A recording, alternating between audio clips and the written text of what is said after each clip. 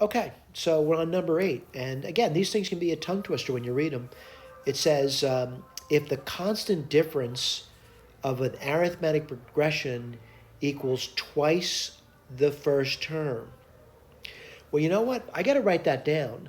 And so I'm going to say the first term is x. But then they go on to say, hey, I got to really careful. It says the constant difference, right, of an arithmetic equals twice the first. All right? The quotient of the sum of the terms by the first term is a perfect square. All right?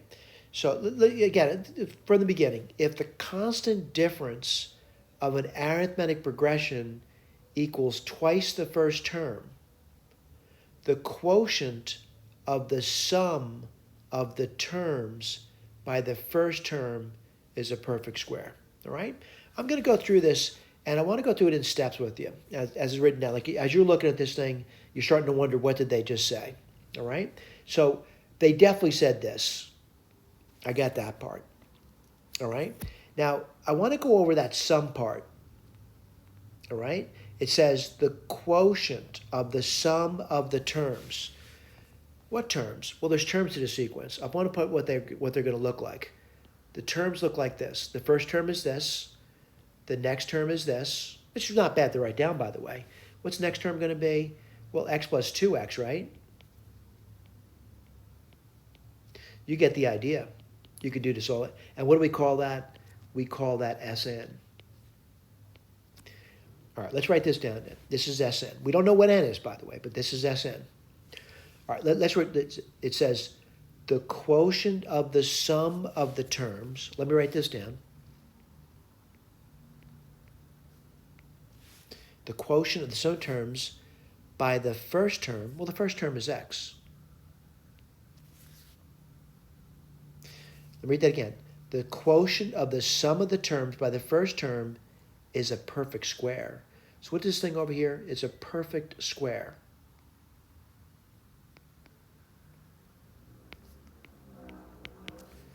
All right?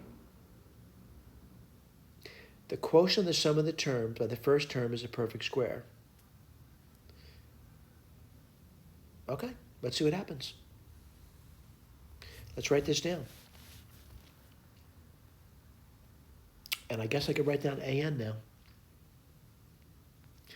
An is going to be equal to the first term, which is x, plus n minus 1 d. What's d? D is 2x. Okay, what does Sn equal? I'll write that down for you. It's n times a1. What's a1? X plus an. What's an? X. N minus 1. Oh, I'm sorry. I didn't copy it down completely. I got to erase. I got to be real careful when I'm speaking because I'm daydreaming half the time. So the first term plus the, again, this is a1. I'm going to erase this later. I'm going to write down an over here. What's that going to be? X plus n minus 1 times 2x. All right? I get my eraser out, and I gotta do some cleanups, but before I do that, this is being divided by 2. I'll write that down for you.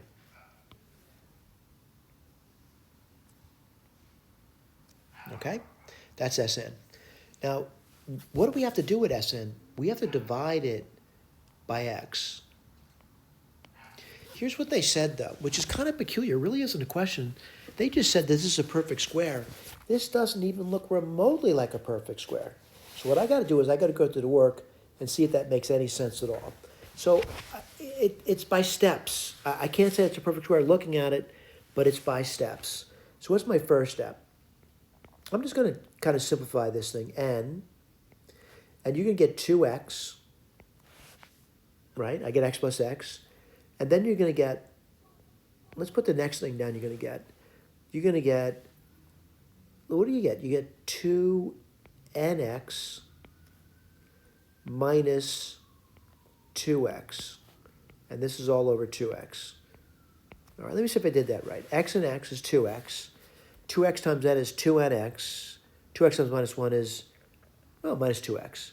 What's nice about this? This disappears. So I get something pretty simple here. What do I get in top?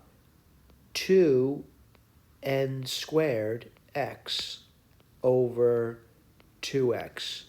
2's cancel, x cancels, and in fact I get a perfect square. As they said, got the perfect square. All right? Now granted, the wording of this thing, a little peculiar, I thought, but really there's no question. They just say if the constant difference of an arithmetic expression equals twice the first term, the quotient of the sum of the terms by the first term is a perfect square. We've shown that right over here. But they didn't ask for it, so they could say show it. They should have probably said show. All right? Thank you.